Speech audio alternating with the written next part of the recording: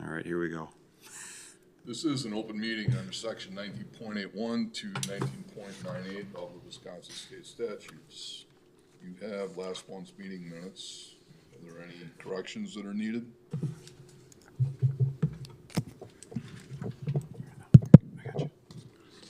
Any corrections needed, anyone? There being none, I'd look for a motion to approve them. Making a motion to. Motion by Ken, second by Joel. All in favor of approval of those minutes, say aye. Aye. Opposed? Minutes are approved. Monthly staff reports. Yes, so we got a mix of up and down from a year ago. April, as Kate pointed out earlier today. The top 4 categories are up from a year ago, but we did take a pretty big hit in adult fitness, where we were down a couple hundred, maybe even more than that, namely due to the instructors that we did have a year ago. She had a pretty big following. She did a really nice job for us.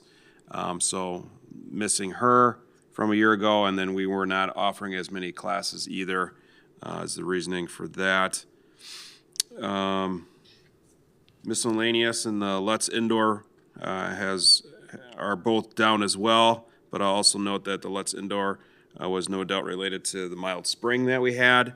And even with the numbers down, our open swim was still up 200 from a year ago, so the play structure is still paying off there. But for the first time, both our resident and non-resident memberships are up from a year ago, changing our downward trajectory there and going up. And I did not look at last month's golf simulator numbers, but you think those numbers are up or down from the month prior?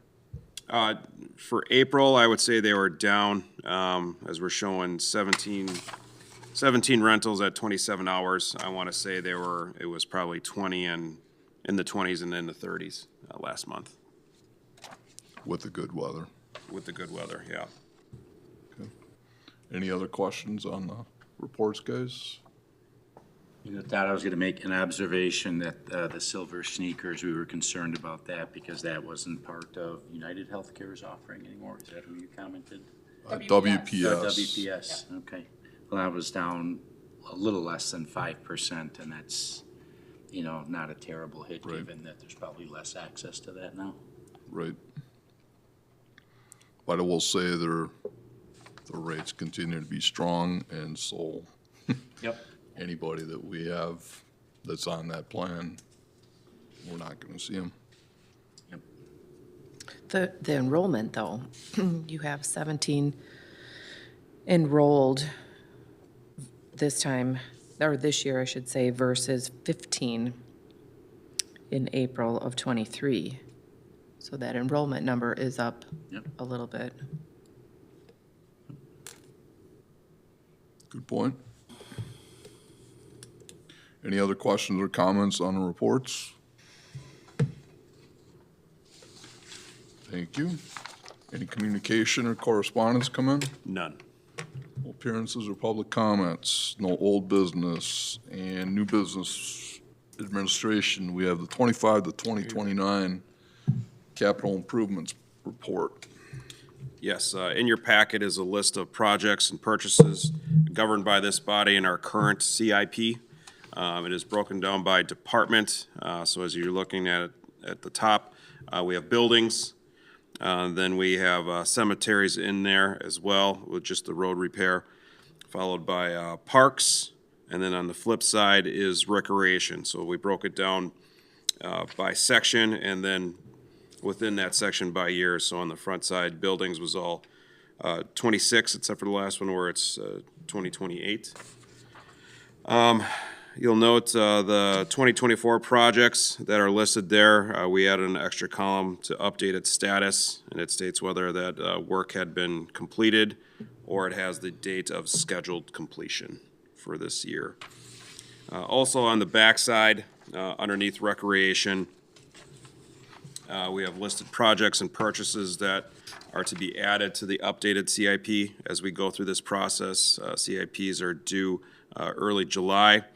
We have not provided pricing yet, nor have they officially been assigned years. Please note that they won't necessarily just automatically go to the end of the budget cycle. They'll be placed as on a need basis within the current budget. Also keep in mind that we operate on a 2-year borrowing cycle. So for example, we're 24-25, so any changes I make to the budget for 25, that money really needs to be somewhere else in there. So for example, what I did, one of our themes for the meeting today, the gym floor, when more work needed to be done, I eliminated the rec center carpeting update. I took that money because it came from the same budget and added it to the gym floor for that.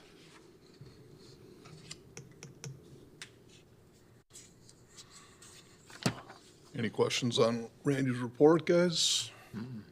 Any of the projects listed? You will note some of the things that we have talked about, should be in here. I want to say namely I'm looking for it now. The VMAC play area, which maybe isn't on there. So again, this is just a report, but it is something, subject that we had with the sand area at VMAC, for that to be added to the upcoming CIP to get that in there. So what I'll be doing now with staff over the next month, not only updating the upcoming numbers that we have for 26, 27, well, and 25 for that matter too, to make sure we're accurate. But all these future projects too, to have a good quality estimate placed in there.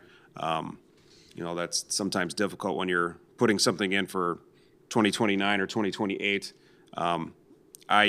My personal rule, right or wrong, is I'll get a price for today, and then each following year I'll add 15% to that, just to make sure that we have a good picture. I think that's an excellent,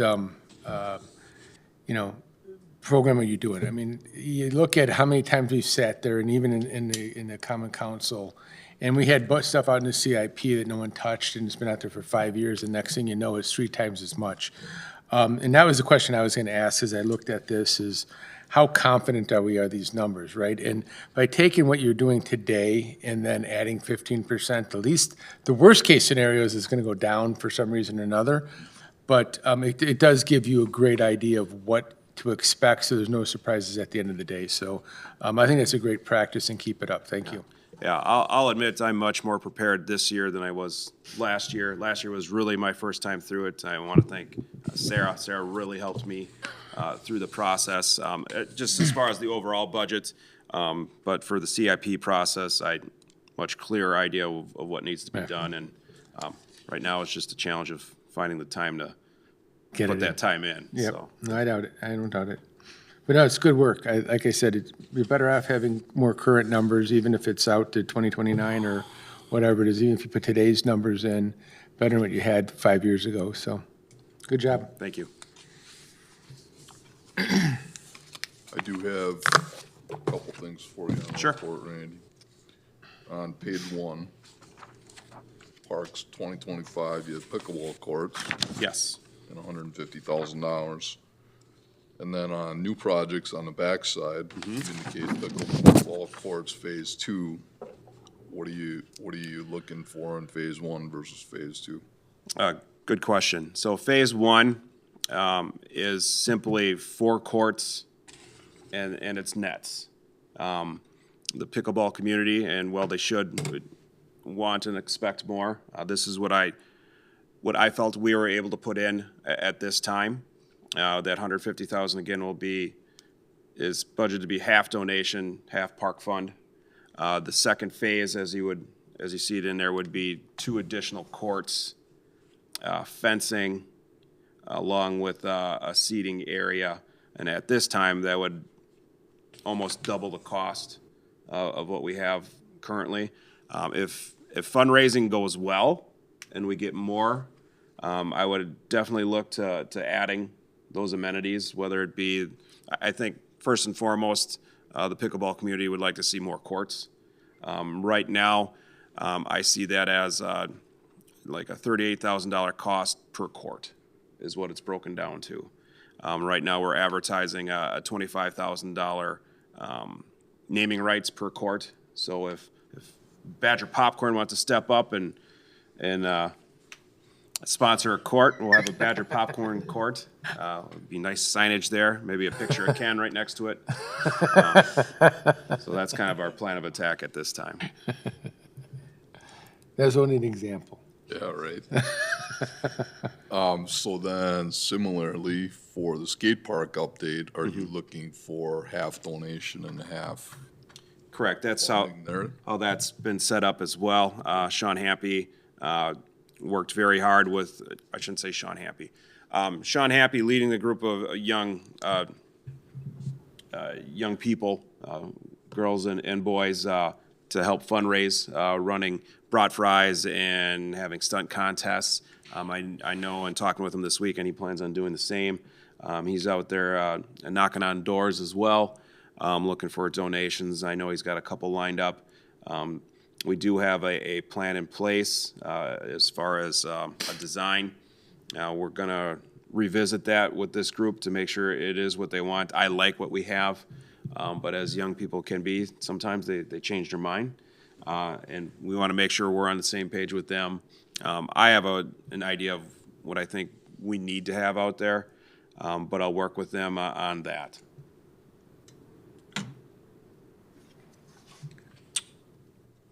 But I want to be clear, 130, that's our end, right? So that's our end plus their donation. 130 with the donation, so Total, yep. total. So it's So that's just, not all from the city of Hartford? no, we would be on the hook for half of it. Okay, half of it. So that's the total project cost. Correct. Gotcha. Thank you. Yep, and the plan right now is an expansion to the west. Again, we hope to get some donated materials would be great, but we'll settle for the labor, especially for the concrete work there, and then additional amenities, one of which being an area for beginners or younger participants, so they have a place where they can hone their skills, if you would. The 2028 parks, 2028 Sonoma truck, are you just looking for a small pickup? Is that what you mean by that? Correct, so right, and that's the current vehicle that we have now. We won't necessarily purchase a Sonoma, but a small, that's probably was the point, yeah. Yep. A small like S10 type vehicle. Yep. That'd be your- Randy, on the Willowbrook Courts refinish repair, are you, if we're going to have pickleball courts elsewhere, is that those, are you saying courts as in tennis courts? Sorry, I was skipping over basketball completely and going right to the tennis. So yes, it would be a refinish of those courts, the tennis courts. Correct. Pickleball will remain out there. So you have to have the pickleball lines. We will have the pickleball lines, yes. Therefore, you can't apply for a grant with USTA.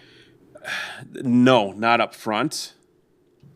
I didn't know, and one thought I had, which I'll admit is maybe not a good thought, is have the tennis courts done, and then maybe shortly thereafter have the pickleball You just went on air saying that.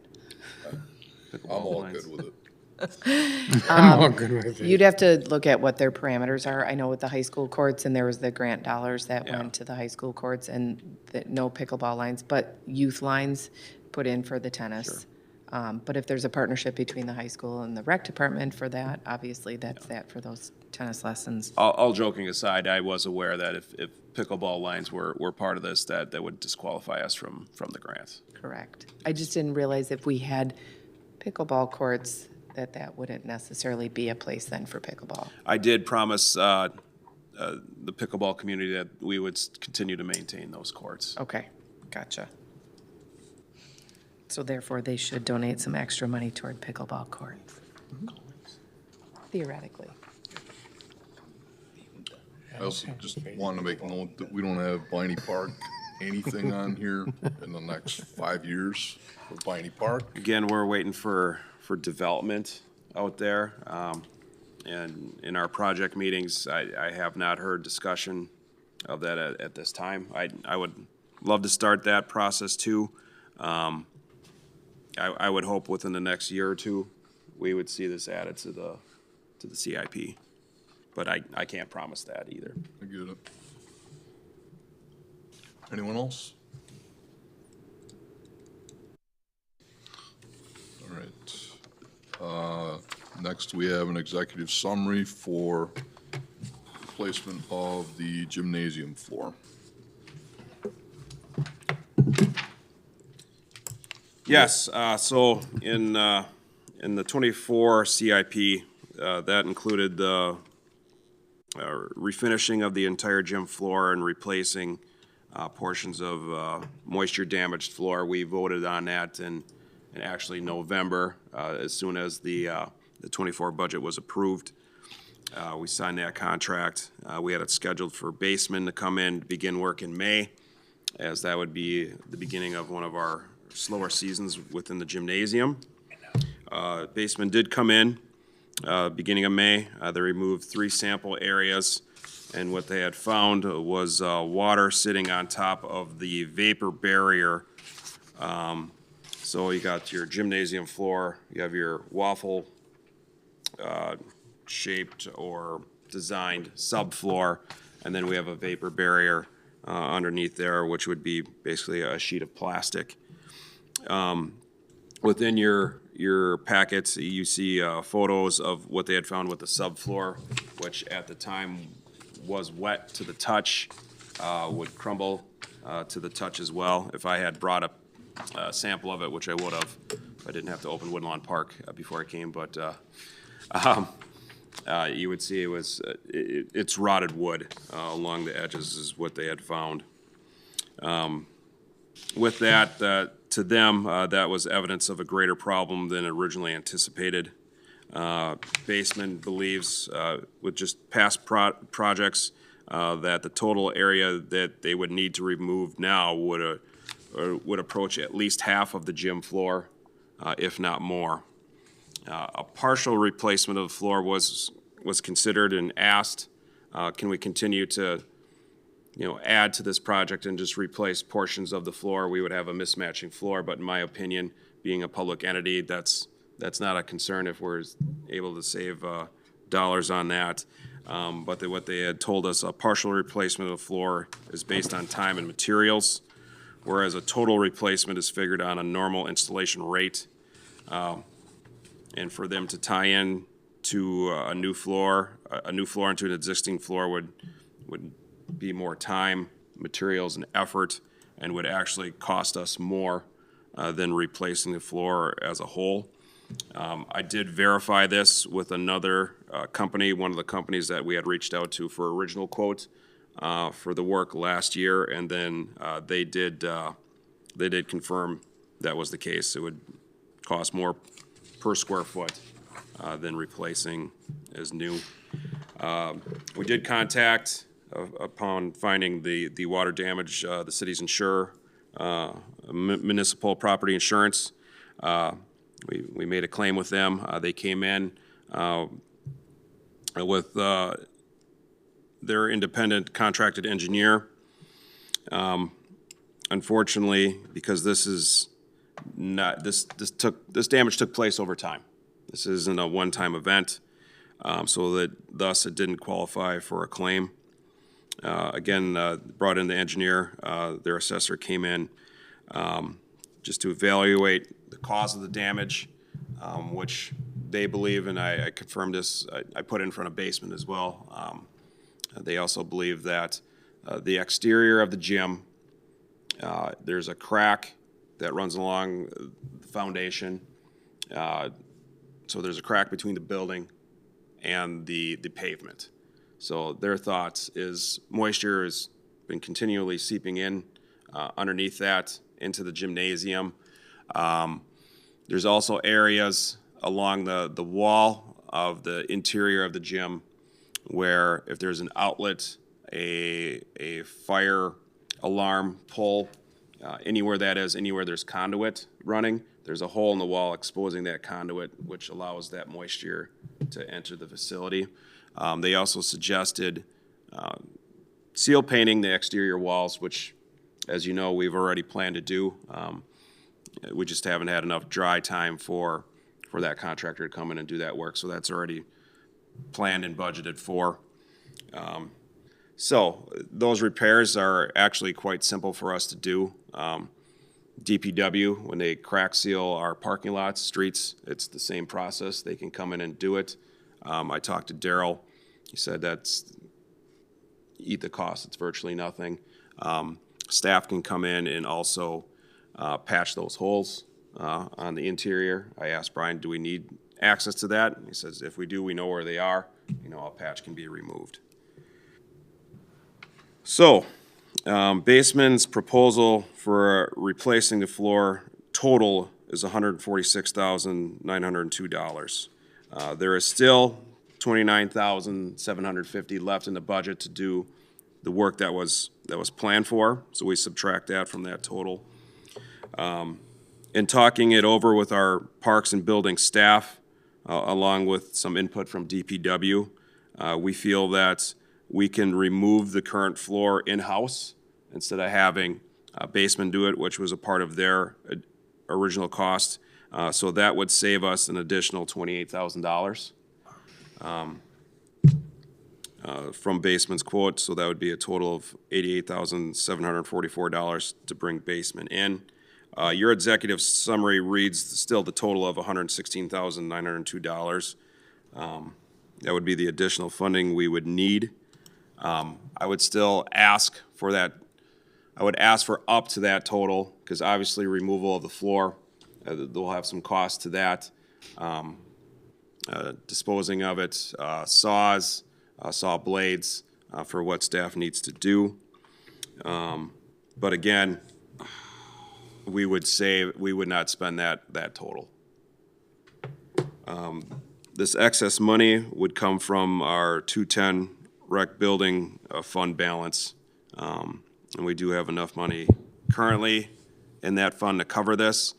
Keep in mind that fund would be utilized in future projects such as the boiler replacement, or as I said before, if we initially had carpet replacement. So we pull all those projects from that fund. Now, this is obviously a pretty big hit to that fund that we weren't planning for. Randy, have you reached out to architectural salvage companies to see if they're willing to take the good part of the floor and pay us to remove it? I have not. So I can tell you the gym floor is like the cool thing now. My company just spent a huge amount of money to put it on a wall in our new headquarters down in Jacksonville. So, I mean, I get that the part that's covered in mold is useless. Right. But, I mean, if somebody's willing to come in and pay us to remove the good part of the floor, Did you have any contacts by chance? Okay. know anybody at the time, I mean, architectural salvage people do it, right? Yeah, I mean, that's a great idea. I mean, that's, people are using that stuff all over the place. I think that's something worth looking into. It might affect how you guys are gonna remove the floors. I've done gym floors when I was growing up with construction, and it's a lot of work without ruining the floor. But if you have a group because what they're gonna do is they're gonna come in, they're gonna take it, and they're gonna sell it for a nice penny. Yep. They're gonna give us some money opposed to us spending money, but they're gonna make some more money on it. So that might definitely be a great option. Rather than us eating cost, Right. even with staff removing it, right? If somebody's willing to come in and remove it Right. and We just pay gotta be us a careful. little bit of money to Yeah. remove it. We just gotta be careful on how much of that floor is with the water damage or Yeah, anything we else would like have to that, right? disclose that, yeah. But I do agree that we need to redo the full floor. You just can't do bits and pieces. You have no idea what's gonna happen when you start pulling up the rest of the floor. So, and trying to match it and stuff like that, it would just be a nightmare. John, I think your idea is great to help save some money or even make some money on a deal, but I think it's the right thing to do. It's an old building. We have issues. We know we have issues. The way what the building's foundation is set on, it doesn't surprise me, right? I mean, we have problems with the whole pool and the wells and stuff like that. This doesn't surprise me. But I think I think you're doing the right thing by taking the whole thing off and replacing it. So, yeah, good point. The other question is, since we're changing the scope of work from removing just half to now replacing the whole floor, do we reach out and ask for new bids to see if we can come in under this number with another company? I think we're contractually obligated, because Basement is the one that had the bid, came in. So, yeah, I had the same thought. So we have an obligation to Basement at this time. And we confirm that with the city You attorney? get like a base Penalty? bid or something like that. I can kind of just an idea, a benchmark of what it would cost to redo the entire floor. Yeah, I'm just, we changed the scope of work, right? We originally asked for a bid to replace the water damaged floor, correct? And that's the agreement we signed with Basement Brothers, correct? Correct. Now we've changed the scope of work. I guess I'm not understanding why we would, I understand paying them for the work that they might have done already, but I don't understand why we wouldn't ask for It all competitive bids. depends on what the scope was, if the scope was a partial or full Yeah, or that's whatever my they question. find. What was the scope of work when we sent out the RFP? So when they came back with the quote, so they came in along with two other flooring companies, evaluated what we had. All three were in agreement, yep, water damage, we need to replace this. It did say in the original contract that, this is a baseline that there possibly could be more damage, more work that need to be addressed. More damage is different than replacing the entire floor, right? You've just completely changed the scope of work. You went from repairing water damage to a complete replacement. Yeah, And you're saying we can't send this out to RFP to make I sure can that we're confirm with. competitive? I don't have a problem confirming with Ian, Yeah. but that's how I understand I it. mean, because, yeah, this is a, significant chunk of money. Well, and if we're pulling up a halfway decent floor, right, or a good floor, we don't know at this point. And that's the big question we have is if we're pulling up a good floor, that's not additional damage, but at what point does it not make sense to do it? And just run it by Ian, Yep. see what he I has don't to have a say. problem with that. Yeah. Yeah, because I get it. I agree with Joe that we have to replace the floor. Doesn't make sense to do half the job. I understand right. that, but Yeah, We also I have get to it. be But good you're saying stewards. now if you do a full floor, it's a lot different than doing partials. yeah, and Down the other labor. companies may have quoted the replacement based on a lot of extra work that now It's not isn't there. They could come in under this 145, 146 plus K that we're talking about spending now. What's the status of the gym right now? It's open for use. We confirmed, we've been utilizing this in this shape, form, probably for years. And it just came to light now because it was time to have this work done. The areas that was looked at and removed is covered and still usable. Just doesn't look Correct, great. yeah. No, It doesn't look great, but it's still usable. It's patched. The timeline for us now, this allows us we wanted to make sure that we have a regular summer rental with Eclipse Volleyball. That allows us to still have them in our facility, get that rental fee. Allows us to run our programming as we would, limited, but we still have some programming during the summer. To which then we would look to restart this project in early August, which would fit in with any timeline with the floor company. As right now, summer, June and July, they're into schools, where we're still slow with August, bleeding into September.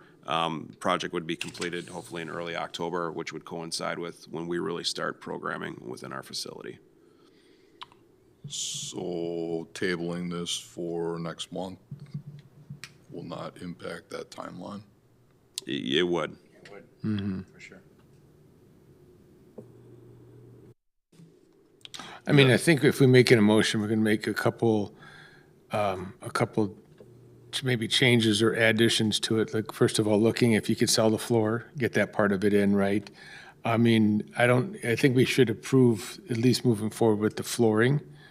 And then, with the idea that you're gonna take it and see if we get any money back by selling the flooring, as well as if you go and see Ian to see, as John stated, you change the tire scope, then that's it. I mean, but I think at the most part, I think we do need to make a decision, move forward, and leave you the flexibility to adjust as you need, but to keep the timeline. And I get it, the construction I've done, like I said, I work construction for summers with my father, and I know gym floors are highly, this time of year, that's when they want to do them when school's out. You got to get them in and get them out, and we're a little bit more flexible that we could do it afterwards, so that's good, that's going to help us. Yeah, I don't completely agree. I can reach out, see if whether there's a salvage company that would like to do this. I don't think that affects the decision we're making here. No. I mean, that's just a bonus. Yep. At the end. Certainly, I can touch base with Ian, so if someone wants to word their motion, contingent on clarification from Ian, that way I can get this moved along to finance and council next week. How about this? How about you amend your staff recommendation Okay. that, because your recommendation right now is staff recommends accepting the quote from Basement Brothers, Inc. for up to an additional $116,902 for complete replacement of the gymnasium floor. Whereas you could say, staff recommends utilizing the additional $116,902 in funding, if needed, to replace the gym floor. And just remove the Basement Brothers. We can do that. I mean, that Or just can- becomes your motion. I don't know, the staff recommendation has to change. Yeah, It's your okay. motion. Yeah. Right. So I think we run a couple of risks though too. I mean, I totally understand wanting to perhaps go outside of this, but I think we risk two things. I think number one, we risk putting this work off even farther if we're going out for another bid, because we know that slows the process. Number two, we also run the risk of another company coming in and looking at that floor. Basement already knows what the condition is underneath it, where another company does not. And perhaps their quote or their bid coming into us might be higher than what we're actually seeing in front of us now. Well, to that, now it's public knowledge what Basement bid, Correct. so we would be battling that as well. Yeah, I'm gonna make it clear, I never thought going somewhere else is an option. I'll make another point. Wood floor that's rotted does not have value. It's a liability, it's not gonna have value to anybody. You can hunt around, but I'm 100% sure that's right. Old floors that have been sanded to the point they can't be used for decorative purposes, sure, in this case, I mean, in this case, you're gonna have, it's a problem taking it out of there, it's rotted, right? So there's all kinds of remediation issues, so yeah, and I think I totally agree, with Kate, that the only company at this point, somebody that's been working on it and do it is this company, so, it's fine. I mean, that doesn't, that price for a floor doesn't seem out of line, No. so not at all, so. All good points. I have yet to hear a motion.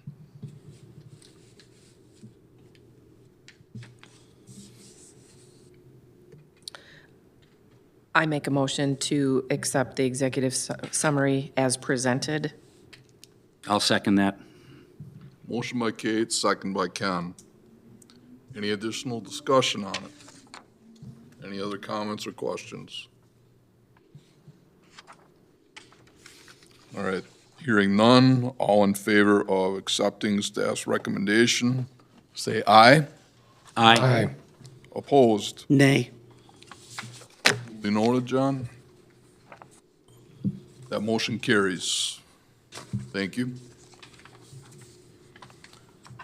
All right, and we will move on to the July commission meeting. Yep, so I put this on the agenda, You're walking around. first and foremost to make sure that date works for those in attendance. I have heard from Commissioner Helms. He said he is available that date. Is there anybody not available for July 3rd? I will not be available. Yeah, I won't be available either. Okay. Yeah, July 3rd, it's tough. Yeah, and that's why we bring it up, so Yep. that's an important meeting, because a reminder, that is our park tour. Yep. So, Would you like to reschedule to the 10th? Or Oh, or do you want to keep the 3rd? well, that would be, That's Maxwell Street Day. so that would count you out on the 10th. That would count me out. So I can, what I can do is I can put a couple dates in front of you, after tonight, to see what works. If we can't have, first and foremost, I'll make sure it's necessary to meet, which that's a rarity. Usually there's at least something. I can check to see if, as I look ahead, is it necessary to meet in July? And at minimum, if we're having troubles getting everybody together on a certain date, we can postpone the tour until August. So that's what I'll do. I'll reach out with an email with those options to see what best suits the group.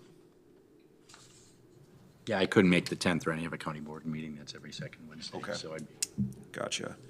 yeah, but we'll figure something out. Or a doodle poll, maybe, something like that. Yeah, I can put something out there. And again, as we talk about the park tour, my tentative plan would have been to visit Candy Cane, skate park, we'll call it Vets Park. We'll see the skate park, talk about that. You may want to see what's been happening at VMAC, as we'll talk about that coming up here shortly. I would leave it up to the group if you wanted to see West Side to revisit, again, the pickleball site, but I mean, we did that last year, and then we would end at Centennial so that we can have our annual supper there, so that we get to use Centennial Park. That sounds awesome, Randy. All right, we'll look forward to that communication or correspondence, and we'll try and figure it out from there. Moving on to rec programs and activities. First on the list is summer playground camp. So summer playground camp starts next week, Monday. We have been watching the numbers kind of slowly climb, but it actually climbed up to about where we were last year for the first session, which is right around 35 kids. It's a good start for the summer. Usually it goes up from there, so hopefully that gets to that point. Our team is getting trained this week. They've been kind of learning the ins and outs with our supervisor. They got CPR certified. We went and did a regional training in New Berlin this last weekend. So they're going to be pretty confident, hopefully, come Monday. We are going to Scoop DeVille for our first session, so we're starting it off with a fan favorite for a field trip. And then also our Ooey Gooey Day is also in that first session, which is the second week of camp. So there's still space to sign up for this first session and all sessions after as well. What's a full, like what's capacity for that, Melanie? So full is, we set it around 65. 65? We do have the staff for that at this point, so we will probably be keeping it at 65. So hopefully we can kind of get up. Last couple of years, we've set it more around 50 just for staff availability and all of that. We had a lot of part-time staff, especially last year. This year, I have staff that want, up to 40 hours every week. So hopefully we can get some more kids in there so we can So you have more utilize that this capacity, you have more summer. capacity, you have more Yep. labor capacity, okay. Interesting. Tell us about cops, rods, and reels. Right now, we have 10 kids signed up.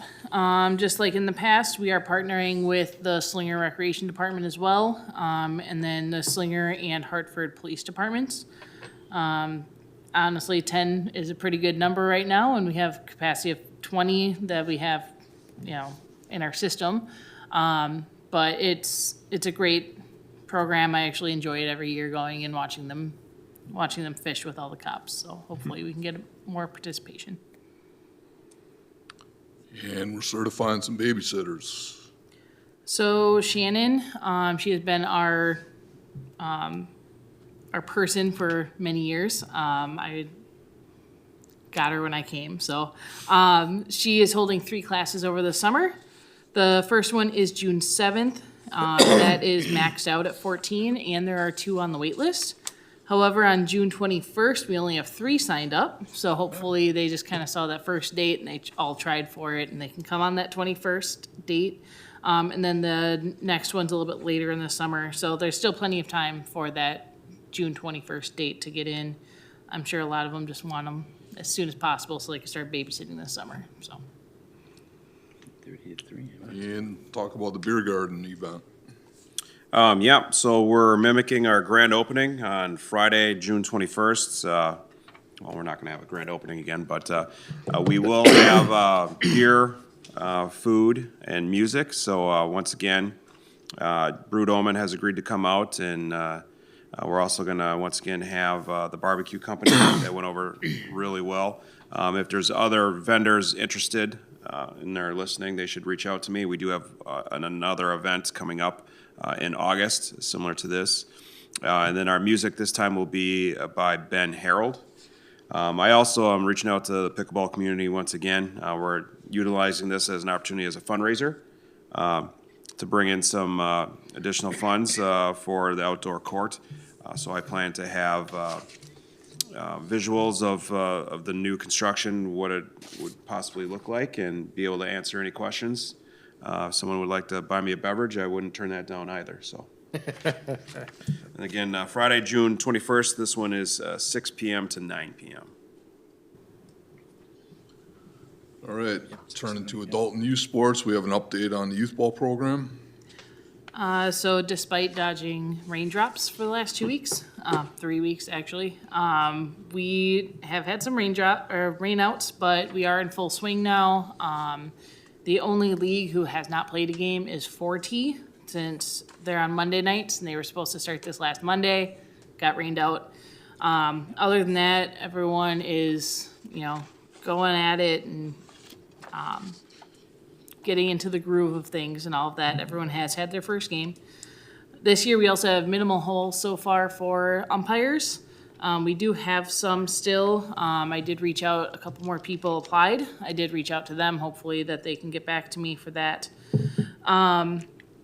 But right now, we're looking forward to picture day tomorrow at the rec center and getting through and getting into the bulk of the season starting pretty soon. Excellent. Hope the weather cooperates, Yeah. which would impact tennis lessons, which are starting too. Yep, so tennis lessons start on Monday. First session is Monday, Wednesdays. Our level 1 has only 1 spot open, and level 2 and 3 are both full. So if anyone's missed out on the first session, there are only spots left for level 1 and 3 in the session 2 coming up a little bit later in the summer. But our instructors, Mariah and Ivana, are coming back for their 3rd summer. So they are experienced, they know what they're doing, and they have a great time with the kids. Excellent. Tell us about youth and Pee Wee basketball. So that actually starts on Saturday, June 8th. So that's our first day. We have 15 signed up for youth basketball. We can take up to 20. And then we do only have 3 signed up right now for Pee Wee basketball, so which is a little strange. Usually we have a few more, especially for our programs on Saturday mornings, but hopefully a couple more sign up overnight or get the memo that it's coming up, so. Is that indoor at the rec center? Yep, that is indoor. Shifting gears to aquatics, let's talk about Vets Aquatic Center and update on the Lazy River. So, we did open the pool over the weekend. Some would note that we did have the Lazy River fenced off. Those of you at home You're viewing the same image that I gave to the commission here. So that's an overhead look of the lazy river. So upon filling the lazy river 2 weeks ago, we had it filled, completely filled, and then within 2 days, less than a 2-day period, it had drained down to about a foot. So meaning we had a substantial leak. We determined that it was within the piping system underneath the pool/ground. Through staff trial and error, they narrowed it down, the leak, and isolated to 3 different access points. So for a commission, you can see I highlighted those 3 access points. For those of you looking at home, you see the we'll call them the black blocks that you see there. As you go clockwise, it would be noon, Yep. 3, and then probably about 9 or 10 o'clock. Those are the 3 access points. And as you see the lines that connect those, which do go through the middle of the pool and extending out, as you're looking at the sheet to your left, those are the lines that are in question. When we initially found out we had an issue, I contacted wastewater to see if they'd be able to camera our piping.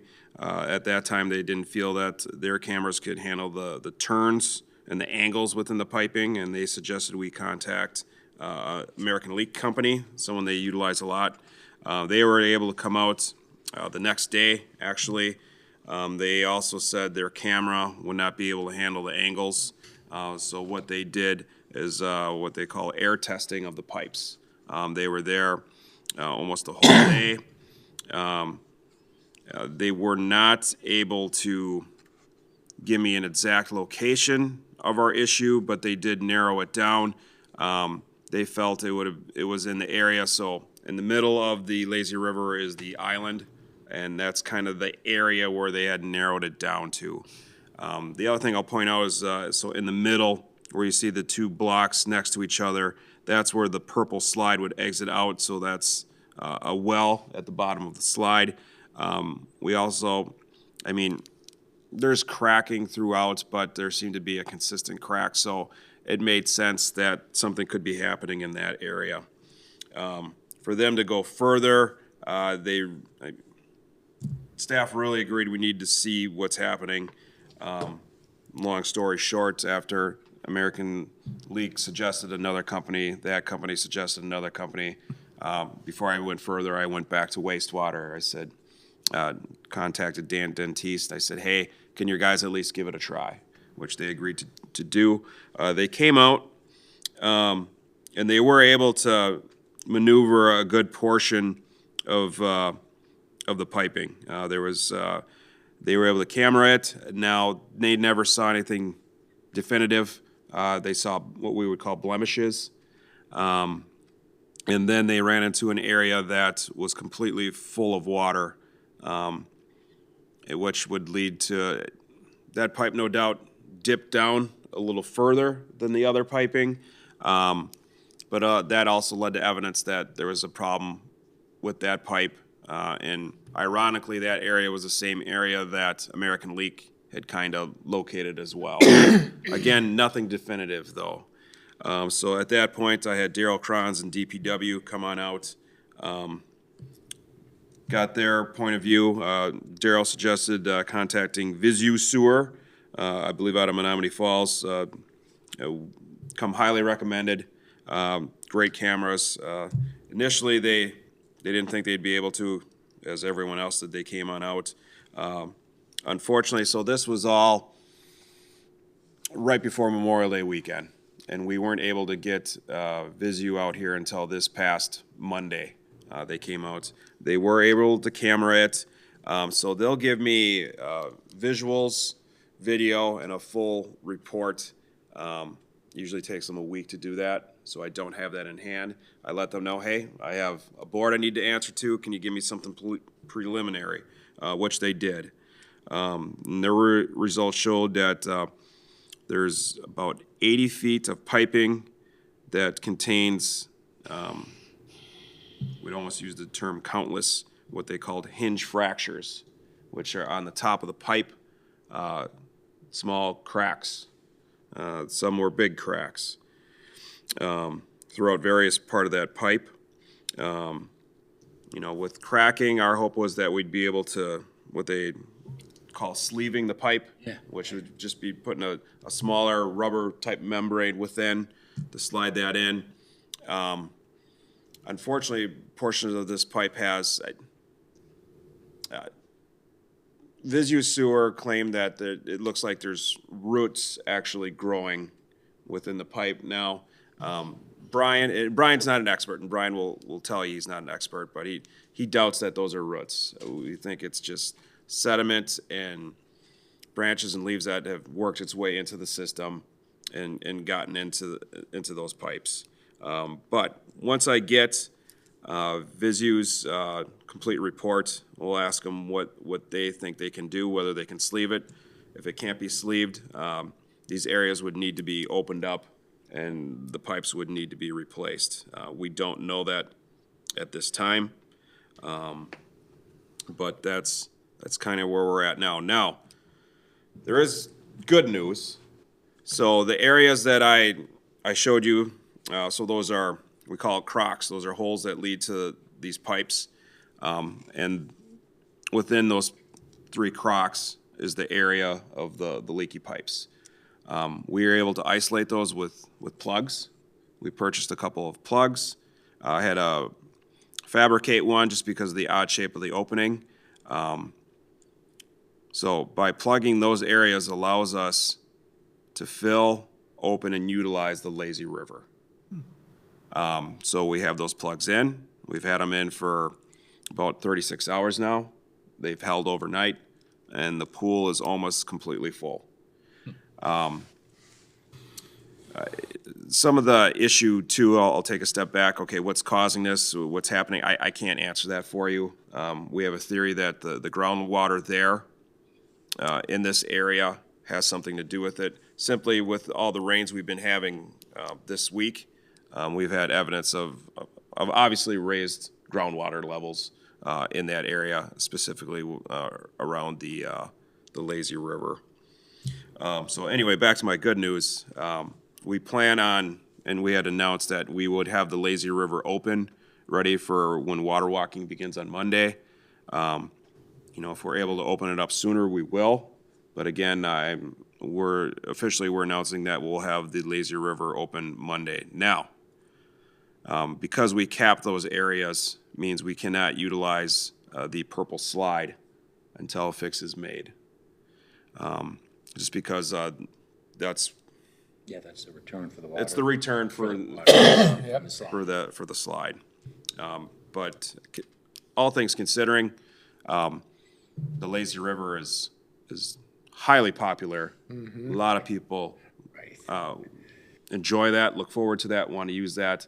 So I'm happy to announce that at this point, we feel that we'll be able to open that on time for Monday.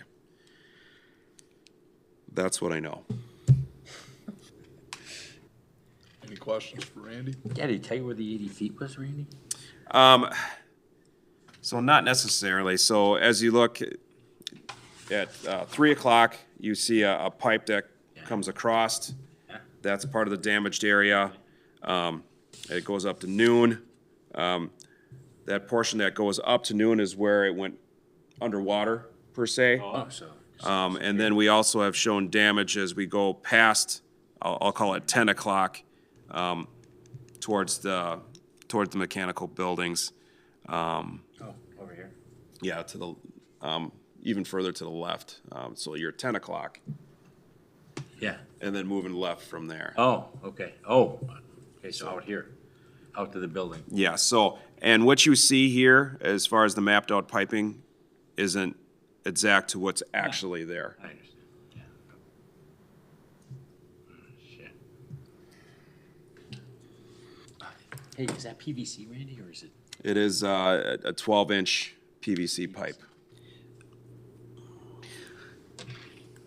Cracking.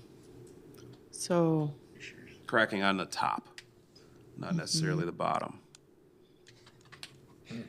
Does that raise some eyebrows? You know, there's, Brian likes to talk about some theories. You know, stuff like this keeps him up at night.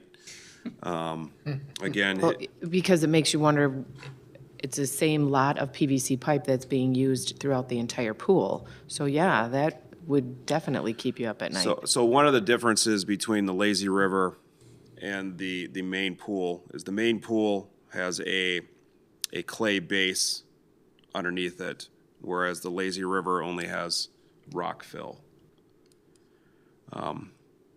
You know, one train of thought, it's not mine, just because I'm not that smart, is with the groundwater, as it raises and drains, rock and sediment will settle. Yeah.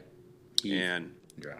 and if a pipeline doesn't have support underneath, it sags, which would pinch on the top. Which over time, and now time is, you know, this is our 8th or 9th season, you know. Now, am I saying that's what it is? Absolutely not. I can't tell you Right. that, but Right. And that's, unfortunately, you won't know until you potentially dig into it. well, I certainly hope that Visu will be able to give us more of a good idea. So I deal with a sales rep, a videographer, if you would come out and scoped our lines, and then they take it to their higher-ups, and they give us their professional opinion.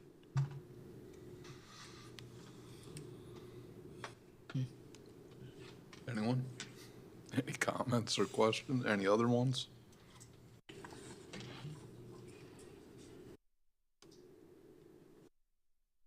All right, let's move on to the summer schedule. Sarah, are you gonna help me? So as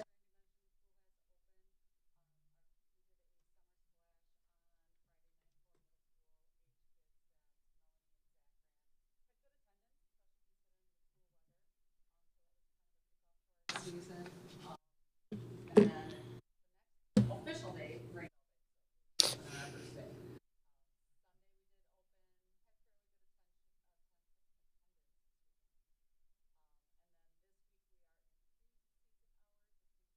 Seven this week, due to the fact that there are still some schools that are in session.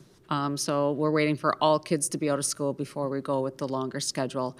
And that will start on Saturday officially, our full schedule. So, yeah, a little weather issues as well, but I think overall, and especially with the Lazy River hopefully opening on Monday, we should have a good kickoff to the season. Thank you, Sarah. Swim lessons start next Monday. They do. We keep this session a little bit smaller with the number of instructors, just because we know history has shown that the first session, we don't get as many registrations. Even with that, there are still a number of classes that have openings, but a lot happens now that school is out and parents are going, oh my gosh, I have no plans yet for these kids. So we have been busy in the office with swim passes and playgrounds and other things. So we'll see what happens the next couple of days with these lessons, but we're all set to begin. Thank you, Sarah. The Hartford Family Aquatics Center, sponsored by the Lutz Family Foundation, has swim lessons starting as well. We do. This will be the second session. Again, we pushed these indoor sessions a little ahead. We started them in mid-May, when normally we start at the end of May, just to try to get 3 sessions in before we shut the indoor pool down for our annual maintenance. This second session is doing well. I think there are still a few classes have openings, so if people are interested in indoor lessons in the evening, it works better for their schedule, give us a call. We do have some things that have openings. All right, moving on to parks and staff reports. We have an update on the piers at Rotary and Centennial Park. Yes, so, just to be clear, I know there was some confusion, because first there was the Rotary Pier, and people thought that was supposed to go into Centennial, but Centennial still had its own pier. So Rotary donated a pier in Rotary Park as part of their, I believe it's their 100th anniversary. Thank you, Ken. So Steve Volkert had a big hand in making sure that took place. Both Parks and DPW worked together to pour the path leading up to it and also the abutment for the pier before its installation. Once it was installed, it had immediate use, which I was not surprised by.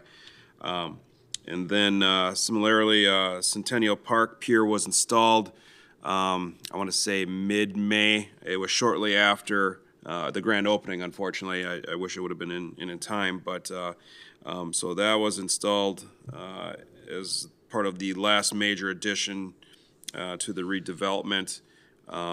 And again, that looks great. We still need to put our path in. Right now, we just have a gravel path. We need to make sure that's ADA accessible, so we're gonna have a wider path to make sure we have our proper height and leveling onto the pier. But those two additions have been well used on these nice days. I don't think there's been a time where I've driven by that someone wasn't utilizing one of them, if not both. They look really nice. Yep. Park project report. With all the rain and grass growth, we did a lot of mowing, and some more mowing and some trimming. So in preparation, especially for Pleasant Hill and Union Cemeteries for Memorial Day, we did start hauling out gravel to Independence Park for the parking lot project. That's city's portion where our staffs, Parks and DPW, began hauling that out. I believe we did some more this afternoon, if I'm not mistaken. But that kept us busy throughout the month. Any questions on the report, guys? No. All right, and then Rotary Parks Prairie Garden. So yes, Rotary approached me because they wanted to apply for a grant available to them to do an environmental themed project. And they had chosen to do a native prairie, I'm sorry. So they were looking for an area about 1/8 acre in size. So to which the Rotary Club would prepare the soil, plant the certified prairie seed, which would be a mixture of native flowers and grasses, and probably nurse seed or ryegrass. After planting, it takes about 2 years, and the area would require mowing about once a month in order to suppress the weeds until the prairie plants are well established. So they had reached out to me asking for if there was an area that I could suggest. So native prairies can, and I was up front with Mark Lindberg when we were discussing this, sometimes these areas can just look like unkept areas, which from my experience with one in Watertown, people sometimes have issues with. So, but I appreciated what they wanted to do here. So on your picture here, I found an area along the bike path on the other side, on the north side of the river from Rotary Park, kind of off the beaten path, not directly not directly off of 60, but also within viewing distance of Rotary Park, which we agreed upon to do there. We do have some monitoring wells we'll work around, but we've talked with this interim city engineer about what we need to do to make sure that they can still plant around them and just make sure that those are accessible. And so, yeah, we're moving forward with that project. All right, that comes to commission requests. Anything you want to talk about tonight? Anything you'd like to see done in our parks? Anything? And we'll have one more agenda item under there. We stuck. Just to add to the positive theme of tonight's meeting, unfortunately, I have to announce that Lauren from our front office is leaving us. She is not taking another job, but she's just taking time to be with her family. She's got 2 young girls. Her and her husband have multiple side businesses.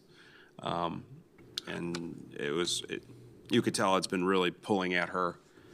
So it was very difficult for her to come to Sarah and I and announce that she was leaving, but she felt that's what's best for her at this time. And Sarah and I both agree that, obviously, working together as long as we have, we care for one another on a personal level. And yeah, it's very difficult for Lauren. She's upset, she's sad, trying to find ways that she can still be a part of our department. Unfortunately, when you leave the WRS, you have to sit out a year, which, for her personally, I think that's a good thing. So she gets away, she can focus on the things she needs to focus on. So her last day will be July 12th. We moved fast. We already advertised, closed, and we had interviews on Monday. We had some very good candidates. The interview staff was myself, Sarah, and Melanie.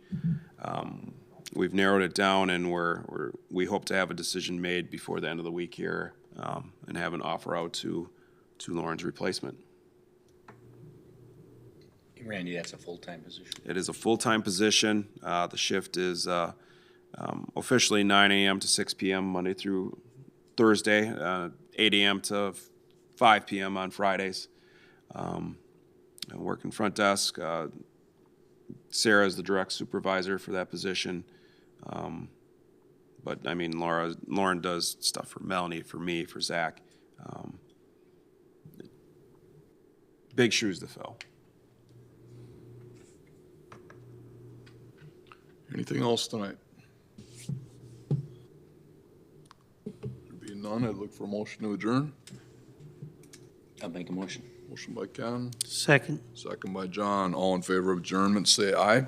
Aye. Opposed? We are adjourned.